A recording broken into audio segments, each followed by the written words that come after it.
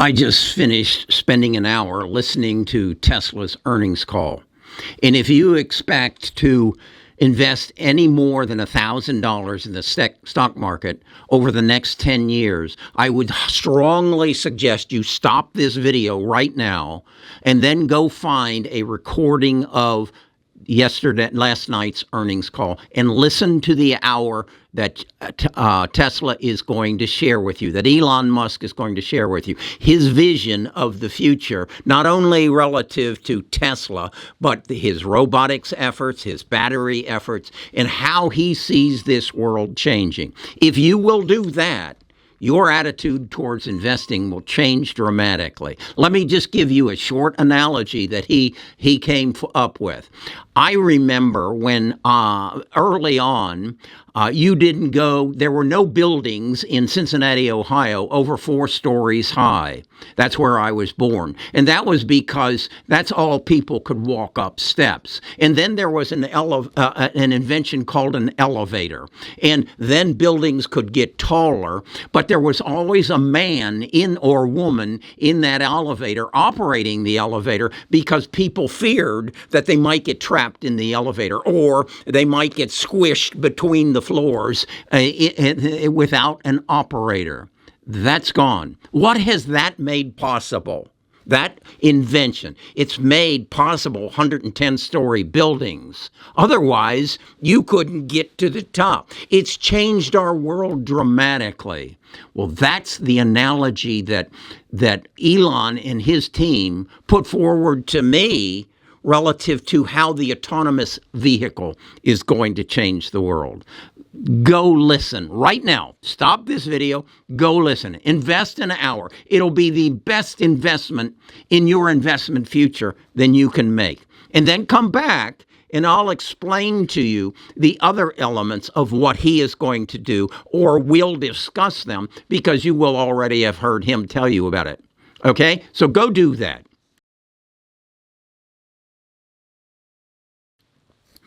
Okay, I hope you did what I suggested you do.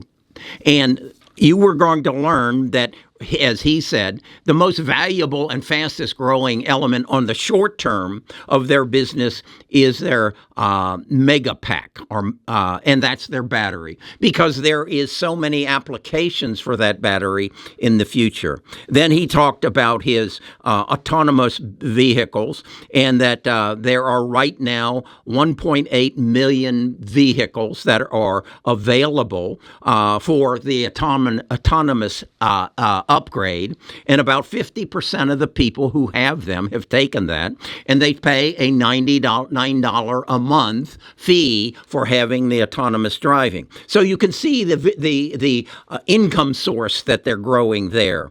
Then he shares with you that they're going to create the Model 3, and the Model 3 will be available at a price of roughly $299 a month for leasing, and how that will basically help their energy consumption come down, and how people will be able to qualify for the IRAs, the rebates on the cars. He shares that they are going to reduce their headcount, their employees, and he makes a very tremendous analogy that as a company grows, it creates some waste within it, and any company that is in a growing state has to go back and analyze their headcount, their employees, and eliminate duplication so that they can become more efficient, and that is a phase that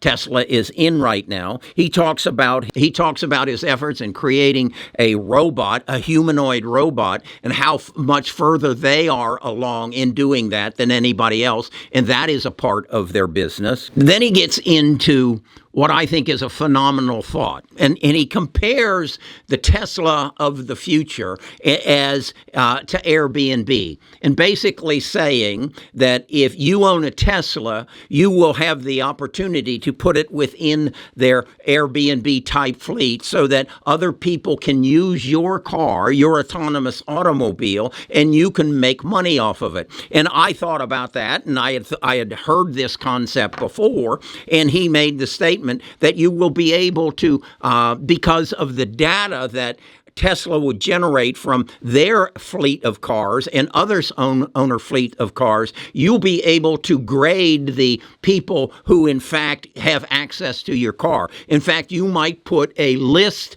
together of people that you know that you could share your car with if they need it. How would that play? And I'm experiencing something of this myself right now. I own a BMW. My wife drives a Porsche 911 Turbo. And the reality is, I doubt if she ever drives it again. She's fallen several times. She broke her leg, and she doesn't feel comfortable driving anymore. So what if I had access to, or she had access to, a fleet of cars where she could push a number on her phone and say that she wanted to go have breakfast with her friends at Panera on Wednesday at 7 in the morning, and Kerry wasn't available to drive her, or he had things he needed to do, and an autonomous vehicle showed up and took her. That could be a part of my life right now. And it could be a part of Nita's life. And it could change our world dramatically, very positively. That's what's going to be available. And it would be someone's car, possibly, that we know. Or Tesla could rate the individual, such as you put someone in your car and they smoke in it, and you give them a bad rating. And that would show up on the database that Tesla has, so that you rate the individuals who have opportunity to use your car. And you turn a static asset into a money-making asset. And as he said, and as I analogized, it's going to make the 110th floor available to everybody.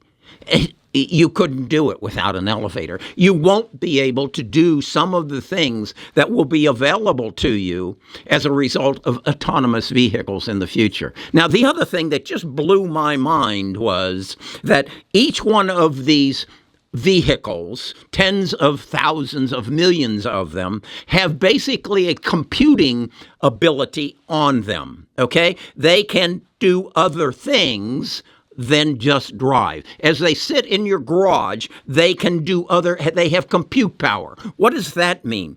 That's a data center. That's a data center. Within that vehicle, sitting in your garage, while it's doing nothing, plugged in, it's competing with Amazon Web Services to provide compute power.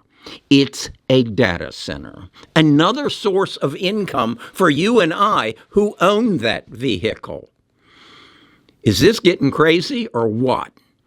I hope you spent an hour of your time and you had the opportunity to see the future as I did, and understand what this man is building, and understand what Tesla is all about. It is, and we know the profit that is potential through having compute power. That's what Amazon Web Services has. That's what Microsoft has. That's what Google has. That's what Apple has. Think about this. He makes the statement, what if every cell phone, every mobile phone had compute power that was accessible, and you as a owner of a cell phone could sell it?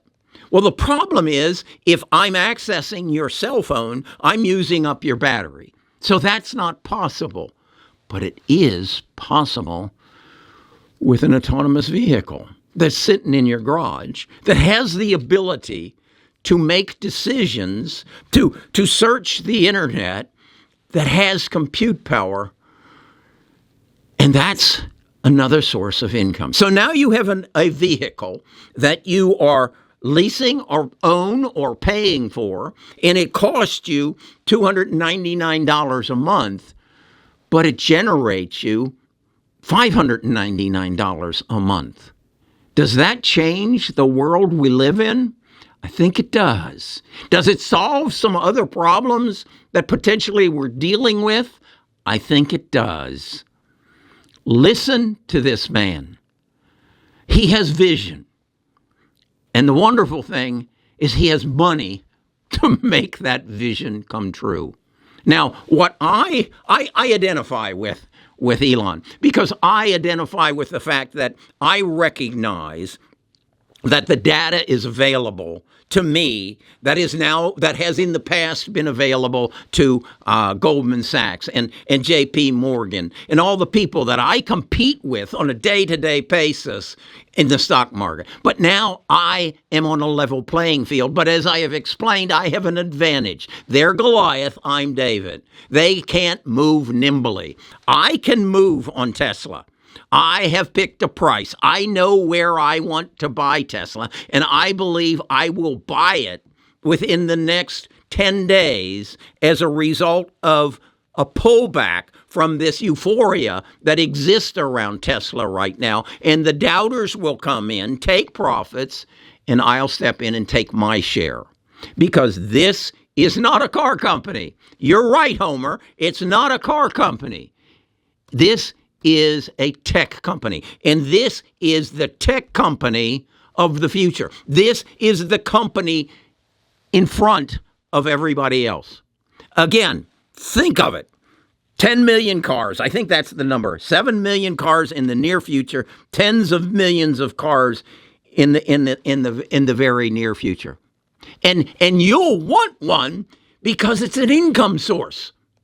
Think about that. You're a young lady working at McDonald's and they flipping hamburgers, and you're babysitting, and you're able to put together $299 a month to buy to rent or lease a Tesla, and it'll turn around and make you $599 a month.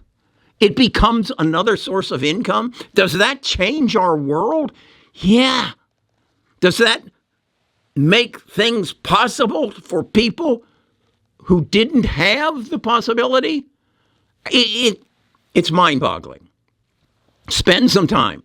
Then come back, and I want to show you the analysis that I'm doing on Tesla to predict what the price will be in the future. That's right. Come back tomorrow. I will take this to the next level and show you what has been the historical data of Tesla and what is its future projections, and how I'm building an algorithm, much as Goldman Sachs does, to tell me, based on the increase in earnings that Tesla projects year to year in the future, how can I predict what the price of the stock is going to be based on their past performance and their future projections. That's what Goldman Sachs does. The only issue is, for them, is they have 46,300 employees working for them to do it, and I have 2 employees, okay? And I can act like this. They can't. They can't take a position in a matter of hours. It takes them months, because if they're going to take a 2% position, that's $40 billion investment on a holdings of $2 trillion. They can't compete with me. I can run circles around them because I have access to the data. I know how to access it. I know how to interpret it. I know how to build the algorithm that tells me what the price is going to be based on the information that Elon shares with me on his earnings call. And the next time, I believe that if I remember right, he says he's going to talk to me again on August the 8th. I'll be there. I suggest you're there too. I'm Kerry Grinkmeyer. I'm a retired financial advisor, and I've figured it out. And I want to invite you, if you don't have 8 hours a day to put this together, if you don't have a mind that works like Elon and mine, I'm stretching it there a bit, come get on the bus. Come be a part of this. Come be a part of something bigger than yourself. And if you will spend an hour with Elon and his staff, you'll understand what I'm talking about. You can be a part of something bigger than yourself, and you can profit from it. I'll talk to you again tomorrow about how I analyze Tesla stock.